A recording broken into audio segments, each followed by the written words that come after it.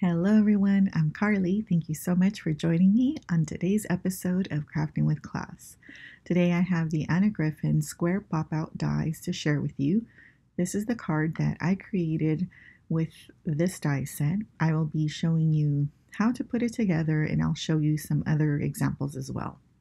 When you purchase this set, you get the inspiration sheet along with all the dies that you need. However, there are no instructions included in this die set for whatever reason, which I found a little bit odd, so kind of had to figure it out. But I will show you how I put it together. So first, I started by creating a template for you. So I have delineated what are the mountain folds and what are the valley folds. So the pink is the valley and the mountain is the blue. So there are two places that you need to fold. So along the middle and along the sides. So we're going to start off by folding just in the middle, and we start with a valley fold. The next score mark that the die creates for you will be a mountain fold. The next score mark will be a valley. The next one will be a mountain. And then the last one will be a valley. And of course, you want to make sure that you stick with just this middle section. Then you're going to move on to the outer section. We're going to start again with a valley fold. The middle ones get mountain folds. And then the third set get valley folds. So you're going to start in valley, mountain, valley, mountain, valley, that way. Now, when you close it together, you want to make sure that those inner tabs come out like this. So you want to make sure that those, when you close the card, always come out and not go in, because they're going to want to go in. So once you have all the folds, you want to make sure that you burnish those creases really, really well. It will help the card to close flatter and pop out even more. So those creases and making sure that they are burnished very well is very important for this card. Okay, so we have that with our little tabs outside. Now let's work on the actual card. So again, I'm going to go over this one more time. So you have valley, mountain, mountain, and then valley. So that's the center part. The outer parts are going to go valley, and then mountain on the middle, and then valley on the third set. And that's it. Once you know how to fold it, it's really, really simple. So you want to make sure that those tabs are on the outside and don't go inwards. Line up your sides of your mechanism, making sure everything lines up. And then you want to go ahead and burnish those folds really, really well so that your card pops out and sets up the best. So there is the mechanism completed. For the card base, you need a 5.5 by 11 cardstock panel, and you want to score at 5.5 to create a 5.5 by 5.5 base card. Now, the die in this set comes with a die to create this, but it is really weird because it doesn't even have a crease. Like, why do you even need that die? I don't understand it. When you put the mechanism inside, as you can see, there's also no indication of where you're going to put this inner panel. Like, how far out do you put it? How far in do you put it? There's no indication. So when I looked at it, you can't even put it flat so that it lines up with the sides, because then it won't open right.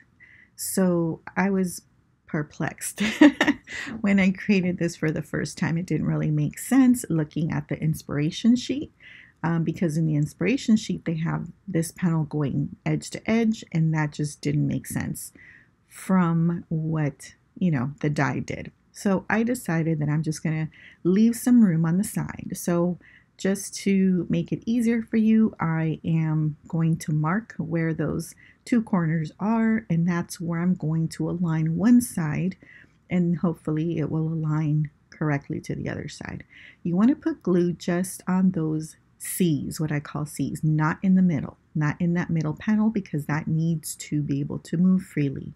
So I put liner tape and some wet adhesive to just one side, and I'm going to line the corners back up on those ones that I made with the pencil. And then afterwards I can, pass it up. Now, pay attention.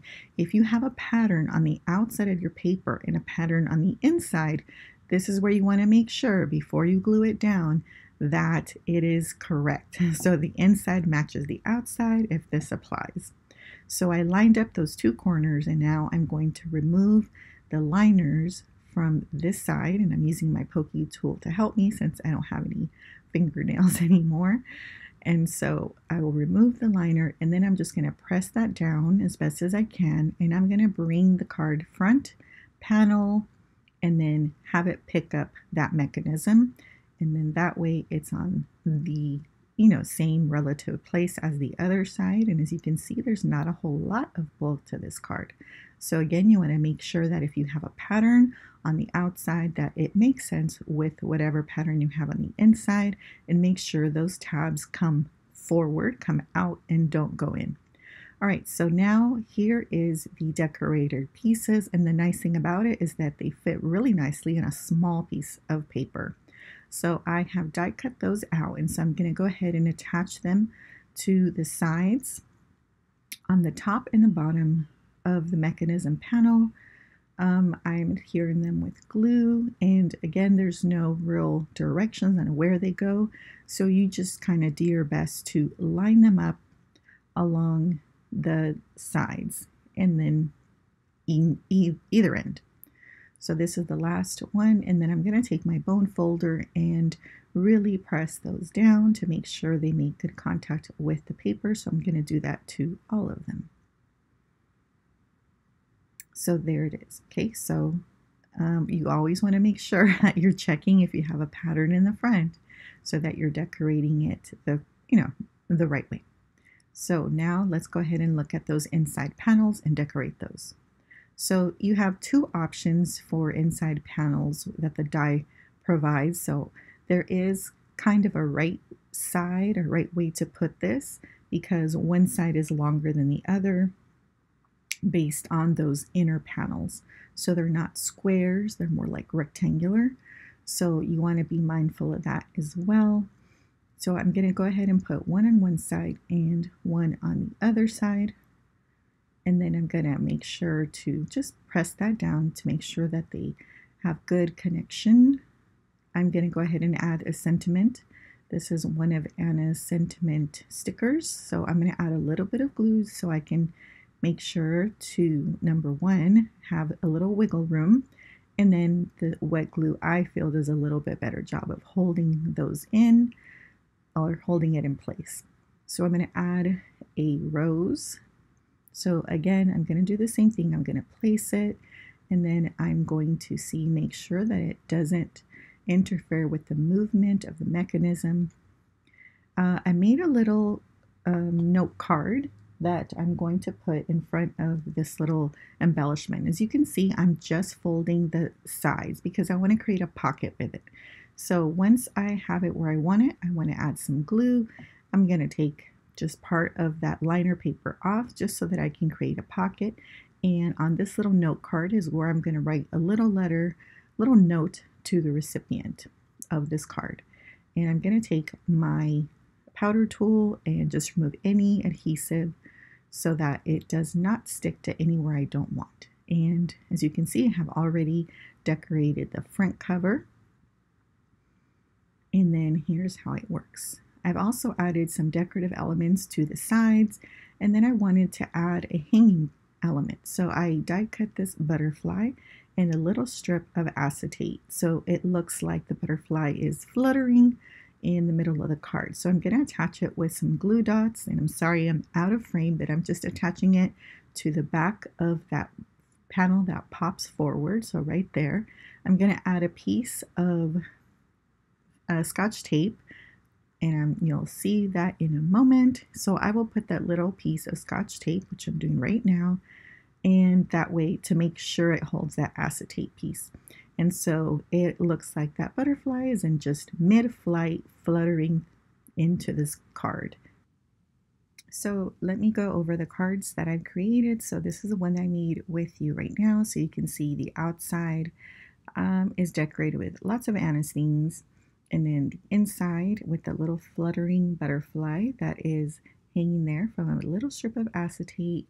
As you can see, it's not super bulky, but it does have a lot of dimension inside, which is really fun with these types of interactive cards. So there is the happy birthday card. The rest of the cards that I created are going to as thank you cards to staff members at my school. So this is going to our Media Center aide, and so hence the book theme. And so there's that cute little Pure Innocence on the left and a little stack of books. So I'll write my message in the space next to the books.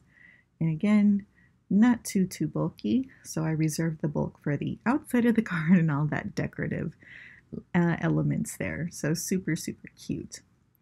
The next card is another thank you card going to one of our secretaries. So this one says, thanks so much.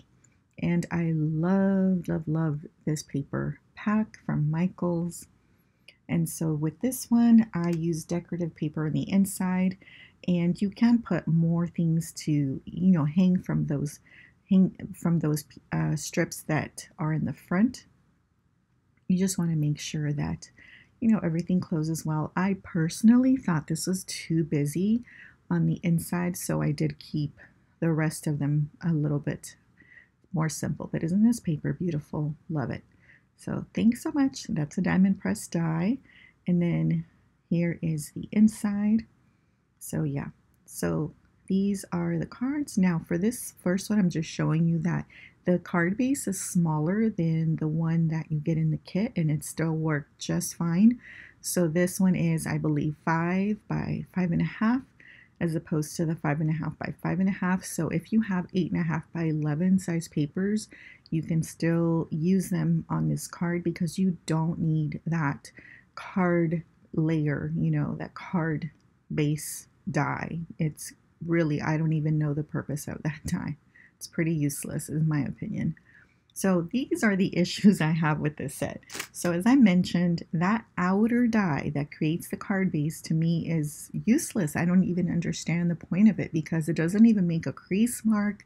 It just cuts the base. And I just feel like, why didn't you just say, cut a piece of paper 5.5 by 11 and score in the middle and make the price lower by not including that die?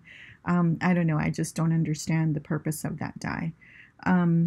So looking at the inspiration sheet, she has that inside panel all the way to the edge of the card. But since there are no instructions whatsoever included, I kind of have to go by the examples, right? But when I looked at it, if you put it all the way to the edge, it just doesn't fit. Like the middle, that mechanism die is smaller, so it doesn't go edge to edge. Now, if you go ahead and, attach one side of it, like I'm showing you here, and then open the card and then attach it to the other side, it will, but except that it won't pop out. The panels are too far stretched so that you don't get that block popping out. I hope I am not clear as mud here, but I just don't get how, this was done, because I feel like what you have to do in order to get that look that are in the examples is you have to cut the card base down to match that mechanism panel. And so, yeah, I don't understand that. This is why I kind of gave you the instructions I gave you, because otherwise those middle panels are going to be flat, and the whole point is that this is a pop out card. So that's why I think you need to give a little bit of room on the sides. Plus it looks nicer because then you have, that space all the way around, and you don't have just a gap at the top and the bottom. Also, if you are going to do it this way, you just want to make sure that those two papers don't compete, they're not too busy against each other. But hopefully this tutorial made sense and it helped you to put this card together. My final thoughts is that I think this is a beautiful card. It's very easy to put together, and I love anything interactive, so I do like it. But that card base die, Yeah, I don't know about that one. Thank you so much for joining me today. I hope you found this tutorial helpful. And of course, thank you for watching, liking, commenting, and subscribing. I so appreciate it. If you picked up this die set, what did you think of it? Is there anything I missed? Let me know in the comments. Until next time, bye.